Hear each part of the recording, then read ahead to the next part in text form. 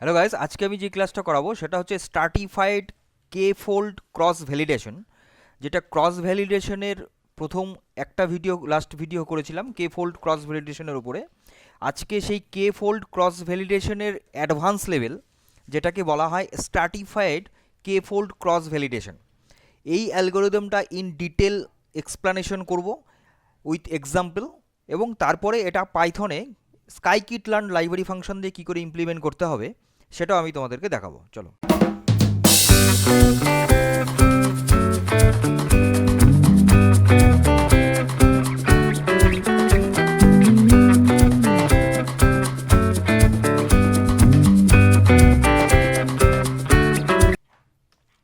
দেখো, প্রথমে হচ্ছে আমরা বুঝে নিই ক্রস ভ্যালিডেশন আর কে ফোল্ড ক্রস ভ্যালিডেশন দুটো।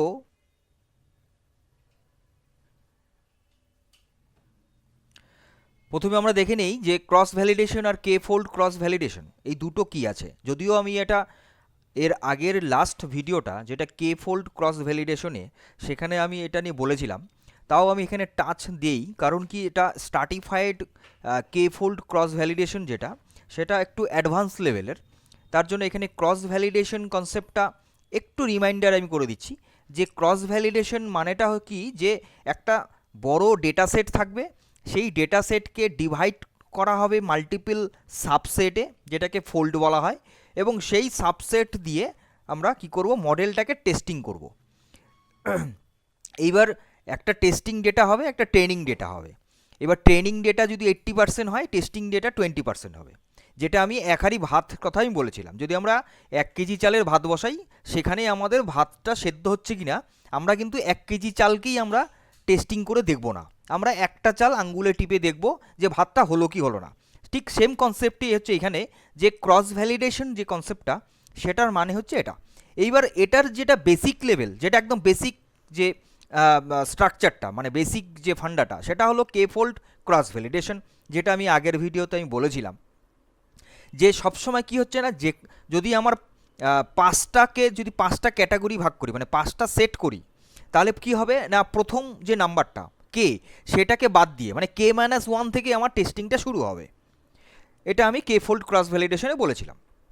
এর জন্যই নাম হচ্ছে কে ফোল্ড ক্রস ভ্যালিডেশন। মানে কাকে আমরা টেস্টিং পারপাসে আমরা মানে কাকে আমরা মানে ইউনিকভাবে আইডেন্টিফাই করে নিচ্ছি সে সার্চিং করার জন্য। এটা হচ্ছে কে ফোল্ড ক্রস ভ্যালিডেশন। এবার আজকের ভিডিও হচ্ছে মেইনলি যে স্ট্রাটিফাইড কে ফোল্ড ভ্যালিডেশন। এটা হলো কে ফোল্ডের অ্যাডভান্স। কীরকম, যদি তোমাদের ডেটাগুলো কীরকম থাকে না, ইমব্যালেন্সড থাকে।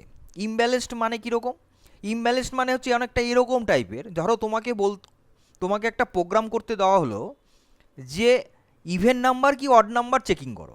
ভেরি সিম্পল, 2 দিয়ে ডিভাইড হবে, সেটা ইভেন হবে না, সেটা অড নাম্বার। কিন্তু তোমাকে যদি একটা রেঞ্জ দিয়ে দেওয়া হয় যে 20 থেকে 50 পর্যন্ত নাম্বারগুলোর ইভেন আর অড নাম্বার চেকিং করো, তাহলে সেক্ষেত্রে কী হবে, একটা রেঞ্জের কনসেপ্ট চলে আসলো। তো অনেকটা এইরকম হচ্ছে স্ট্র্যাটিফাইড কে ফোল্ড ক্রস ভ্যালিডেশনটা। যেটা আমি সিম্পলিভাবে ইভেন অড চেকিং করব, সেটা হচ্ছে কে ফোল্ড ক্রস ভ্যালিডেশন গেল। এইবার যদি সেটা একটু অ্যাডভান্স হয়, মানে একটা রেঞ্জ বলে দেওয়া হবে, বা ধরো তোমার যে ডেটা সেটটা থাকবে, সেই ডেটা সেটটা কোনো ব্যালেন্সিংই নাই। ব্যালেন্সিং নাই মতলব হচ্ছে এরকম যে ধরো তার মধ্যে মিক্সিং ডেটা আছে, কোনোটা ইন্টিজার, কোনোটা ফ্লোট, কোনোটা স্ট্রিং, কোনোটা ক্যারেক্টার, এরকম। তাহলে সেক্ষেত্রে আমি কি করে করব, সেটার জন্যই হচ্ছে স্ট্র্যাটিফাইড কে ফোল্ড ক্রস ভ্যালিডেশন। এবার তার যে ডায়াগ্রামটা মানে কীরকমভাবে মানে এটা কাজ হবে, সেই ডায়াগ্রাম আমি এখানে একটা ফ্লোচার্ট, মানে একটা ডায়াগ্রাম আমি এখানে এঁকে দিয়েছি। দেখো, ছবিটা তোমরা দেখতে পাচ্ছ স্ক্রিনে। প্রথমত হচ্ছে অরিজিনাল ডেটা সেট, সেটাকে দুটো ক্লাসে ভাগ করা হয়েছে, ক্লাস এ, ক্লাস বি। এবার কি হচ্ছে না, 5 হচ্ছে কে এর ভ্যালু 5, মানে 5টা ফোল্ড করা হচ্ছে, মানে 5টা সাবসেট বানানো হচ্ছে। এবার সেই 5টা সাবসেটের মধ্যে তাহলে ক্লাস এও থাকবে, ক্লাস বিও থাকবে। তাহলে ক্লাসের টেস্টিং একবার হবে, আবার ক্লাস বি এর টেস্টিং হবে। হওয়ার পরে ক্লাস এ আর ক্লাস বি টোটাল যোগ হয়ে তারপরে ফাইনালি আমার ক্রস ভ্যালিডেশনের রেজাল্টটা বেরোবে, অ্যাকুরেসিটা বেরোবে। এটা হচ্ছে, এটা হলো কি, যে what is K fold cross ভ্যালিডেশনের ডেফিনেশনের সাথে তার আমি ডায়াগ্রামটাও এখানে আমি দিয়েছি। তোমরা এই জায়গাটা একটু দেখে পড়ে নেবে। অলরেডি আমি তোমাদেরকে যেটা আমি বলে দিয়েছি, বুঝিয়ে দিয়েছি, সেটাই এখানে নোট ডাউন করা আছে। নেক্সট, এইবার হচ্ছে কেন আমরা স্টাডিফাইড কে ফোল্ডটা কেন ইউজ করবো, মানে কখন কখন আমরা এটি ইউজ করব না। প্রথমেই আমি বলে দিয়েছিলাম ইন্ট্রোডাকশনেই যে যদি তোমাদের ডেটা সেটটা ইমব্যালেন্সড থাকে, রাইট, আর একটা কী থাকে, যদি হয় সেটা স্মল ডেটা সেট, যদি হয় সেটা স্মল ডেটা সেট, কিন্তু তুমি চাচ্ছ যে সেখানে তোমার র্যান্ডমলি তুমি ভ্যারিয়েশন তুমি জেনারেট করতে চাচ্ছ, সেক্ষেত্রে কিন্তু এই স্টাডিফাইড কে ফোল্ডটাই ইউজ করতে হবে, রাইট। এর নেক্সট হচ্ছে এবার কিভাবে এটা কাজ করে। প্রথমত হচ্ছে সাফেলিং করে, যেরকম আমরা তাস খেলার সময় কি করি, তাসগুলোকে সাফেলিং করে তারপরে তো ডিস্ট্রিবিউট করি। তাহলে সেই যে সাফেলিং করা, তার মানে ডেটা যেটা থাকবে তোমার মেইন ডেটা সেটটা, সেটা সাফেলিং করতে হবে ফার্স্টে। হওয়ার পরে সেটা কে ইকুয়ালি ডিভাইডেড হবে। যদি 5 হয় 5টা ভাগ হবে, যদি 6টা হয় 6টা ভাগ হবে। মানে যদি 100টা আম হয় তাহলে 5 কুড়ি 100, 20টা 20টা করে 5টা ভাগ হবে, এরকম ব্যাপার। তাহলে ইকুয়াল যেন হয় সেটা খেয়াল রাখতে হবে, 1। 2, class distribution is maintained. Class distribution maintain মানে যখন তোমার কে ফোল্ড ইকুয়ালি ডিভাইড হয়ে গেল, তারপরে সেই ডেটাগুলোকে ক্লাস ওয়াইজ ভাগ করতে হবে, ঠিক আছে। ক্লাস ওয়াইজ ভাগ করে নিয়ে ক্লাসের লেবেলিং করে দিতে হবে, কোনটা কি ক্লাসের। ধরো তুমি চাচ্ছ যে তোমার কাছে ইন্টিজার ভ্যালু তোমার কাছে একটা সেটে আছে, তাহলে ইন্টিজার ভ্যালুকে আলাদা করে তাকে একটা লেবেল করে দাও যে এটা ইন্টিজার ভ্যালু, তারপরে ফ্লোট ভ্যালু, এইরকম টাইপের লেবেলিং করে দিতে হবে। 2, 3 নাম্বার স্টেপ হচ্ছে যেটা আমি বলেছি কি, যে মডেলটা ট্রেন্ড হচ্ছে কি K-1 থেকে, মনে রাখতে হবে K-1 থেকে, কিন্তু মানে একটাকে আমরা বাদ দিয়ে আমরা কিন্তু এটা মেনটেন করব, মডেলটাকে ট্রেন করব, ঠিক আছে। মানে যে ক্লাসটা হবে সেই ক্লাসের মানে সেই যে ফোল্ডটা, সেই ফোল্ডে অবশ্যই K-1 থেকে আমাকে টেস্টিংটা হবে। এইটা গেল। তারপরে ক্যালকুলেট ফাইনাল, মানে ওই যে ক্লাস এ, ক্লাস বি, ক্লাস সি, ধরো এরকম 4টে ক্লাসে তুমি ভাগ করে দিলে, তাহলে ক্লাসের টেস্টিং হবে একটা, ক্লাস বির টেস্টিং হবে, ক্লাস সি টেস্টিং হবে, ক্লাস ডি এর টেস্টিং হবে। তারপরে এই 4টে যোগ হয়ে ফাইনালি একটা অ্যাপ্রক্স অ্যাভারেজ একটা বেরোবে, যেটা কিনা ফাইনালি অ্যাভারেজ স্কোর অ্যাবাউট হচ্ছে স্টাডিফাইড ক্রস ভ্যালিডেশন। এইভাবে হচ্ছে এটা কাজ করছে। নেক্সট, তাহলে এটা সুবিধা কোথায়? সুবিধা তো এতক্ষণ ধরে বোঝানোর পরে আর এইটা বলতে দেরি হয় না, যে অবশ্যই ক্লাস ডিস্ট্রিবিউশনটা মানে অ্যাক্রস ফোল্ড, অ্যাক্রস সাবসেট সেটা মেনটেইন হয়, 1। 2, রিলায়েবল ইভ্যালুয়েশন হয় ফর ইমব্যালেন্সড ডেটা সেট, খেয়াল রাখতে হবে। 3 হচ্ছে এখানে বায়াস ইন্ট্রোডিউসড হচ্ছে এবং র্যান্ডম স্প্লিট, মানে র্যান্ডমলি যখন স্প্লিটিং হচ্ছে ডেটাগুলো তখন সেটাখানে বায়াসটা কিন্তু মেনটেন হচ্ছে, এথিক্সটা কিন্তু মেনটেন হচ্ছে, মানে তাড়াহুড়োতে কাজ কখনো ভুল হবে না, মানে এইটা হচ্ছে মুদ্রা কথা। তাহলে এইটাই হলো কি স্টাডিফাইড কে ফোল্ড অ্যাডভান্টেজেস। এরপরে কখন আমরা ইউজ করব এটা অলরেডি আমি দিয়েছি এখানে। এটা আমি কেন দিয়েছি তার কারণ হচ্ছে কোন কোন জায়গাতে তাহলে আমরা এই স্টাডিফাইড কে ফোল্ডটাকে ইউজ করব। যে সমস্ত জায়গাতে ইমব্যালেন্স ডেটা থাকবে, কীরকম জায়গা, যেমন ধরো ফ্রড ডিটেকশন, যেমন ধরো মেডিকেল ডায়াগনোসিস, এইসব ক্ষেত্রে তো আমরা নিশ্চিত না, তাই কি না, আমরা অ্যাসিওর হতে পারবো না কখনো যে আমাদের কাছে যে মেলটা আসছে সেটা 100% ফ্রড হবে বা 100% ফ্রড হবে না। তো এই রকম ক্ষেত্রে আমাদের স্টাডিফাইড কে ফোল্ডটাকে ইউজ করতে হবে। এরপরে ইমপ্লিমেন্টেশন ইন স্কাইকিট-লার্ন লাইব্রেরি ফাংশন দিয়ে যখন আমি এটাকে ইমপ্লিমেন্টেশনে যাব তখন আমাকে কি করতে হবে। প্রথমত হচ্ছে লাইব্রেরি ফাংশন ইম্পোর্ট করতে হবে। 2 হচ্ছে ডেটাটা লোড হচ্ছে। 3 হচ্ছে এটা ইনিশিয়ালাইজ হয় স্টাডিফোল্ডকে, মানে যদি এখানে 5 দিয়ে করা হচ্ছে বাই ডিফল্ট, তো 5 দিয়ে এটা ইনিশিয়ালাইজ, মানে তুমি 5 দিয়ে তুমি 10ও দিতে পারো, সেটা তোমার ডেটার উপরে ডিপেন্ড করবে। আমি কি বললাম, যদি 100টা আম থাকে 5 কুড়ি 100, 20টা করেই সেমভাবে ডিভাইড হবে, সেম ডিভাইড করতে হবে, সেটা তোমার ডেটা সেটের উপর ডিপেন্ড করে এখানে ফোল্ডটা তোমাকে দিতে হবে। এটা এইভাবে তোমাকে ইনিশিয়ালাইজেশন করতে হবে। নেক্সট হচ্ছে লুপিং এখানে কাজ করতে হবে। কেন? কারণ যেহেতু এখানে ক্লাসে ডিভাইড হচ্ছে, ক্লাসের আন্ডারে তোমার 5টা ভ্যালু, তাহলে 5টা ভ্যালুকেই তো আবার করে ক্লাসে শেষ হবে। আবার ক্লাস বিতে যাবে, সেখানেও 5টা ভ্যালু শেষ হবে, ক্লাস সিতে যাবে, সেখানেও 5টা ভ্যালু শেষ হবে। তাহলে এইভাবে 5টা করে ক্লাস এ, ক্লাস বি, ক্লাস সি করতে থাকবে, তাহলে কি আমার লুপ লাগছেই। তাহলে সেক্ষেত্রে আমার এখানে লুপ দরকার আছে।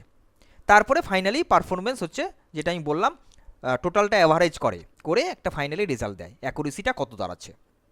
এইভাবে হচ্ছে আমরা স্কাইকিট লার্নিং ইমপ্লিমেন্টেশনটা করব। এইবার আমরা সোজা চলে যাব পাইথন স্ক্রিনে, যেখানে আমরা দেখে নেবো এটা কোডিংটা। চলো দেখো, আমরা এখন পাইথন স্ক্রিনে এসেছি। এই পাইথন স্ক্রিনে দেখো কোডিংটা একটু ভালো করে ফলো আপ করো। প্রথমত হচ্ছে কি sklearn model dot selection, right? Sklearn dot model underscore সিলেকশনের আন্ডারে স্টারিফাইড কে ফোল্ড এই লাইব্রেরি ফাংশনটা লাগছে, এই মডিউলটা লাগছে। এইটা কোন প্যাকেজে আছে? স্কেলার্ন ডট মডেল আন্ডারস্কোর সিলেকশন মডেলে এই প্যাকেজে আছে। যেখানে যেখানে ফর্ম দেওয়া আছে সেটা খেয়াল করবে, সেটা প্যাকেজ। সেই প্যাকেজের মধ্যে আরও অনেক ফাংশন আছে, আরও অনেক মডিউল আছে, আরও অনেক লাইব্রেরি আছে, কিন্তু সেখান থেকে পার্টিকুলার একটাকে যখন ইম্পোর্ট করা হবে এরকম নাম দিয়ে ইম্পোর্ট করে দিতে হবে। এখানে পুরোটাই তাহলে তোমরা দেখতে পাচ্ছ যে একটা ইরিজ, অলরেডি ইরিজ সম্বন্ধে জানো, লজিস্টিক রিগ্রেশন এটাও জানা আছে, অ্যাকুরেসি স্কোর জানা আছে, নামপাইও জানা আছে। তাহলে আমার এখানে যেটা লাগছে সেটা হলো স্টারিফাইড ফোল্ড, স্টারিফাইড কে ফোল্ড, এই মেথডটা লাগছে এখানে। ওটা কোন প্যাকেজে আছে? স্কেলার্ন ডট মডেল আন্ডারস্কোর সিলেকশন প্যাকেজে আছে। এরপরে ইরিজ ডেটা সেটটা এখানে লোড হচ্ছে, তাই তো? এটা একটা ক্লাসিক্যাল হচ্ছে ডেটা সেট। তো এটা লোড করা হচ্ছে, এটা তোমরা নামপাই দিয়ে ডেটা বানাতে পারো, করতে পারো, বা সেখানে লোডও করতে পারো কোনো সিএসভি ফাইল, এক্সেল ফাইলের। তো এই জায়গাটাতে এক্স অ্যান্ড ওয়াইতে থাকছে ইরিজের ডেটাটা, টার্গেট ভ্যালুটা। তারপরে সেটা হচ্ছে স্টাডিফাইড কে ফোল্ড যে মডিউলটা আছে সেখানে নাম্বার অফ স্প্লিটিং কটা হচ্ছে কে, সাফিলিং হচ্ছে ট্রু, আর র্যান্ডম ভ্যালু স্টেট হচ্ছে 42। এটা তোমরা জানো, অনেকবার আমি প্রত্যেক ভিডিওতে বলে থাকি। তারপরে মডেলটা ক্রিয়েশন হচ্ছে, তারপরে হচ্ছে ফাইনালি লুপিং, যেটা আমি বললাম। লুপিংটা এখানে কেন দিতে হবে এটা আমি বলে দিয়েছি অলরেডি। এইখানে লুপিংটা চলছে, লুপিংটা কিছুই না, প্রথমত হচ্ছে আমাদের যদি কে ফোল্ড ক্রস ভ্যালিডেশন যদি প্রোগ্রামটা দেখো, সেই জায়গাটাতে যদি একটু ফলো করো আর এইখানে ফলো করো, দুটোকে কম্পেয়ার করো, তাহলেই তোমরা বুঝে যাবে যে ওখানে যেহেতু ক্লাসের ডিভাইড ছিল না, ওই একই স্টেপটা এখানে ক্লাসের মধ্যে রিপিটেশন হবে, তার জন্য এখানে ফর লুপ দেওয়া আছে। তাহলে ফর দিয়ে ট্রেন ইন্ডেক্স আর টেস্টিং ইন্ডেক্স দুটো ভ্যারিয়েবল ইন ওই এসকেএফ ডট স্প্লিট যেটা এখানে নেওয়া হয়েছে, এই যে এসকেএফ এর মধ্যে যেটা স্টাডি কে ফোল্ডটা যেটা রাখা হলো ভ্যারিয়েবলটা সেটা। তারপরে এখানে ট্রেন আর টেস্টের মধ্যে হলো, কারণ প্রত্যেকটা ক্লাসেই আমি বললাম কি যে ট্রেনিং হবে এবং টেস্টিং হবে প্রত্যেকটা ক্লাসেই 5টা করে, যদি 5 হয় 5, যদি 10 হয় 10, সেভাবে কিন্তু এখানে চলবে। এবং প্রতি কটার ক্ষেত্রেই মডেল হবে, দেখো মডেল ফিটিং হবে এবং সেটা অ্যাকুরেসি জেনারেট হচ্ছে, ফাইনালি সেটা প্রিন্ট হচ্ছে অ্যাকুরেসিটা অ্যাভারেজ, মানে অন অ্যান অ্যাভারেজ। তাহলে এই হচ্ছে টোটাল পাইথনের প্রোগ্রামটা, মানে ইমপ্লিমেন্টেশন করাটা কিসের না, স্টাডিফাইড কে ফোল্ড অ্যালগোরিদমটা, যেটা আশা করি তোমরা এটা বুঝতে পেরেছো। কারণ শুরু থেকে যারা আমার এই ভিডিওগুলো দেখে আসছে তারা বুঝতে পারবা, যদি মাঝখান থেকে কেউ দেখো বুঝতে পারবে না। যদি আমার এই ভিডিওটা কেউ প্রথম দেখো তাকে বলবো আমার পাইথনে অলরেডি 96 পার্ট কমপ্লিটেড, শুরু থেকে পাইথনের বেসিক থেকে শুরু করে তারপরে লাইব্রেরি ফাংশনগুলো শুরু হয়ে গেছে, নামপাই, ম্যাটপ্লট লাইব্রেরি, স্কাইপাই, স্কাইকিট লার্ন, এরপরে আমার সিবর্ন ধরবো, তারপরে টেনসর ফ্লো যাব, টোটাল লাইব্রেরি ফাংশনগুলো কিন্তু কমপ্লিটেড হতে চলেছে। তো আমি বলবো তোমাদেরকে যে আমার আগের ভিডিওগুলোকে দেখে দেখে তারপরেই দেখতে থাকবে, তাহলে বুঝতে পারবে। আর এটা পজ করে ভালো করে নোট ডাউন করে নেবে, দেখে নেবে। এবং এই রিগার্ডিং যদি কারো কোনো কোয়ারি থাকে, ফিল ফ্রি, আমি কিন্তু বারে বারে বলি ফিল ফ্রি কমেন্ট করতে, একদম দ্বিধাবোধ কোনো করতে যাবে না, নিশ্চিন্তে নির্ভয়ে আমাকে কমেন্ট করতে পারো। যে কোনো জায়গায় যদি তোমাদের বুঝতে অসুবিধা হয় বা কোনো একটা স্পেসিফিকভাবে জানতে হয়, অবশ্যই আমাকে কমেন্ট করবে, তাহলে আজকের ভিডিও, আজকের ক্লাসটা এই পর্যন্ত রইলো। পরবর্তী ভিডিও পত্র ক্লাস নিয়ে খুব তাড়াতাড়ি আসছি। তোমরা সুস্থ থাকবে, ভালো থাকবে, মজা থাকবে, আপডেট থাকবে, ডিল থাকবে এবং এই পলিসি অফ নিয়ে কম্পিউটার লার্নিং সেন্টারের সঙ্গে থাকবে। আমি কিঙ্কর পাল, আমার সঙ্গে থাকবে। Thank you.